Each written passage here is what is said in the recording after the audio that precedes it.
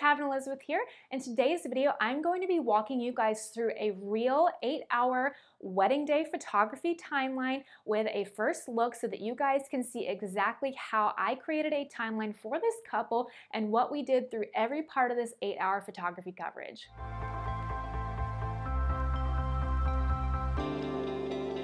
So I thought it would be interesting to show you guys a real recent wedding and what I did through 8 hours of this wedding day, what exactly took place so that you guys can get an idea of exactly what goes on throughout an 8-hour timeline and what you get through those 8 hours and what I did through every part of it. So let's go ahead and jump right in. So here is the actual photography timeline I used for this couple's wedding.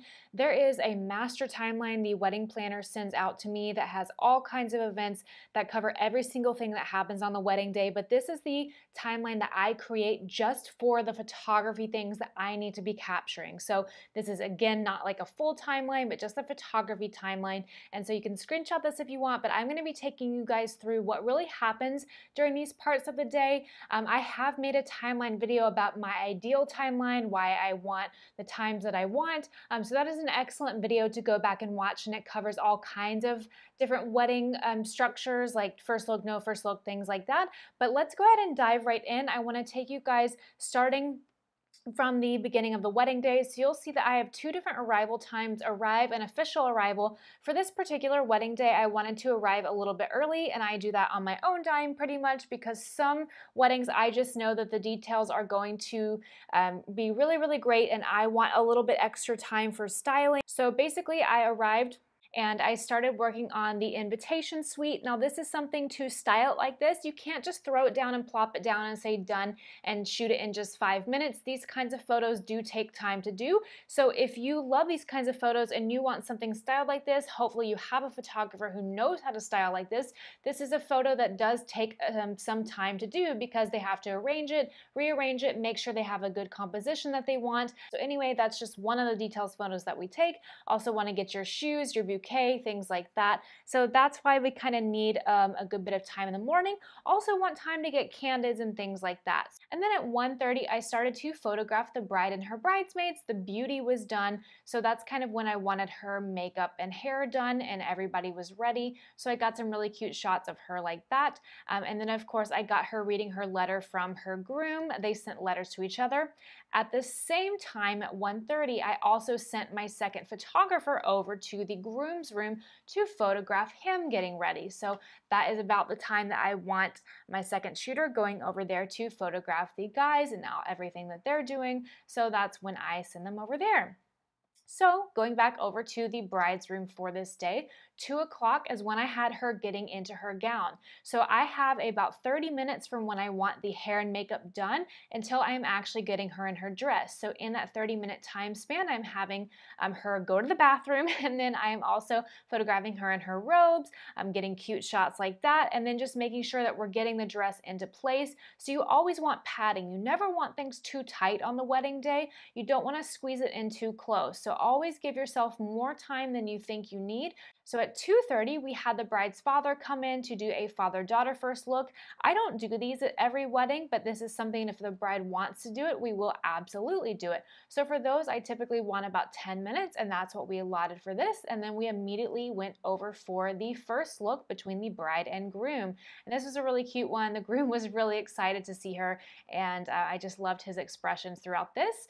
And then pretty much once the bride and groom, or the bride and bride, whoever it is, has had their moment, they look to me and they're like, okay, we're done, we're ready, and we start shooting portraits. So I get a variety of portraits, candid shots, things like that. And so I'll get up close shots of the bride's bouquets. I'll have them walking, standing, facing each other, facing me, things like that. So I just make sure to get a variety of different portrait types through this time. I always want to make sure that I have at least 40 to 50 minutes for this. I don't need like an hour and a half the way I shoot. I don't need that much time, but 30 minutes would be way too short for something like this unless I had another like 30-minute time block later in the day dedicated to portraits entirely of the couple. But I at least want like 40 minutes. That would be kind of my minimum for this amount of time. The bride and groom had requested a photo of the red bottoms of their Louboutin shoes, so I made sure to get that shot. So then at 3:30 we started the wedding party photos, and for these photos I usually want 30 to 40 minutes. That's typically a about as much time as I need.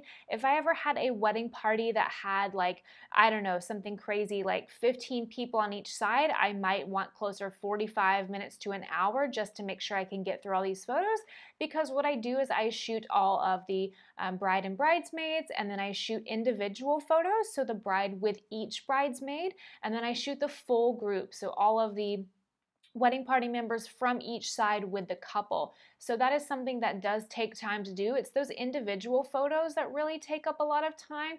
So then at 4:10, I moved on over to shooting the family photos, and that's something that I typically allot about anywhere from maybe 15, 20 minutes. It depends on how big their family is, how big the wedding overall is, but I can typically get these out pretty quickly. I suggest to my couples to keep their groups limited to about 10 to 12 groupings max. At around 4:40, I think that's kind of when I started shooting ceremony details. At this point in the day, I let the family and wedding party go have a break while I photograph these ceremony details without guests in them. It's not really on my timeline. I just kind of know that that's something I need to accomplish, so that's not on the timeline you guys saw, but that's kind of in my head.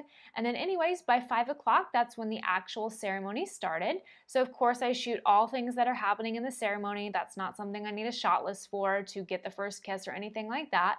So I'm just getting everything that's happening around me. My second photographer is getting multiple angles. So we're just really going through the full ceremony at this point. And then at 5:30, cocktail hour starts. So cocktail hour, a lot of things are happening. So generally speaking, I will send my second photographer over to the actual cocktail hour to shoot those details, and then to shoot my couple with their guest and really anything that's happening. And this was actually an hour-and-a-half cocktail hour because they had to flip the space. The couple was using the exact same space as their ceremony, so I actually had to wait around a little bit for them to get the reception done. But usually I am shooting the reception details at the exact same time my second photographer is shooting the guest at cocktail hour. But at this time I was kind of shooting a little bit of cocktail hour at the same time as my second shooter, and then once the reception details were ready, that's what I am shooting during cocktail hour when I've had a first look and I don't need to be doing any portraits during cocktail hour. So I finished up with those and we had a nice long cocktail hour, so I was able to take my couple out for a couple of sunset portraits over by the ocean. We walked across the street to get these done.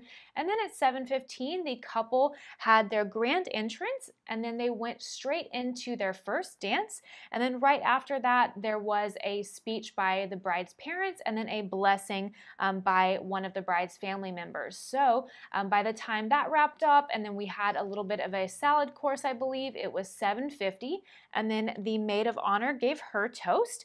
And then after the maid of honor gave her toast, that was kind of a photography break where we were able to have our vendor meals. So you'll see a little bit of a jump in the timeline. So we had our break, and then at 8:40, it was time for the parent dances. So the parent dances were going on, and then immediately after parent dances, the couple did their cake cutting. So that was a really cute moment. So they had their cake cutting, and then the best man did his toast. So that would kind of be at the end of this where the 8-hour photography timeline would wrap up. I did give them a little bit of extra time just at the beginning. That's not something that your photographer needs to do. If they choose to come early, that is on them, but that would be where the 8 hours would wrap up. Now, this couple had kind of requested, if possible, that they could have their 9:15 entrance into their ballroom down below photographed, and that was kind of something that was left up to me. If I felt like staying, I could stay, because again, that was kind of something like that I would have to be paying my team to stay later to photograph, and that would be on my own dime.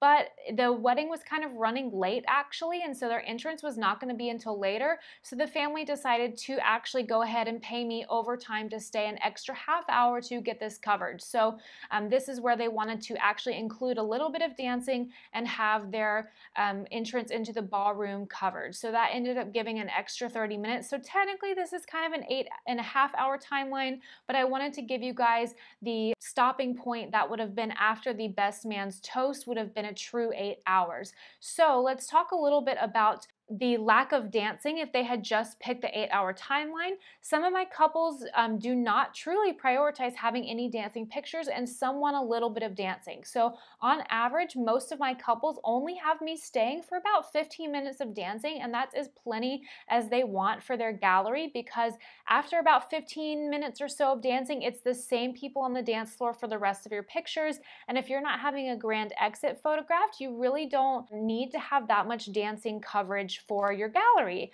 I mean, what are you going to do with the dancing pictures? Are you going to frame them, print them, whatever? So if you do not really care that much about having dancing pictures, you might want to stack more of your photography coverage towards the beginning of the day to get those beautiful detail photos if you like those invitation flat lace, things like that. But I will also say, because the couple had an 1.5-hour cocktail hour, that did kind of suck up more coverage of my time from the earlier on in the day. And so if that cocktail hour had been a little bit shorter, I do think we probably would have been able to fit in more dancing. So I did just want to kind of say that to give you guys a little bit more of an idea that most of my weddings that have those cocktail hours, we are able to fit in at least 15 minutes of dancing before I leave. So that's kind of more normal. This was a little bit more abnormal. If you guys found this video helpful, let me know. If you want to see other examples, like maybe wedding timelines with no first looks, wedding timelines where we had to travel to different destinations, let me know what kinds of weddings you would like to see, and I will definitely try to find one and make a video on that. Leave comments with other video suggestions, and I will see you guys next time. Bye!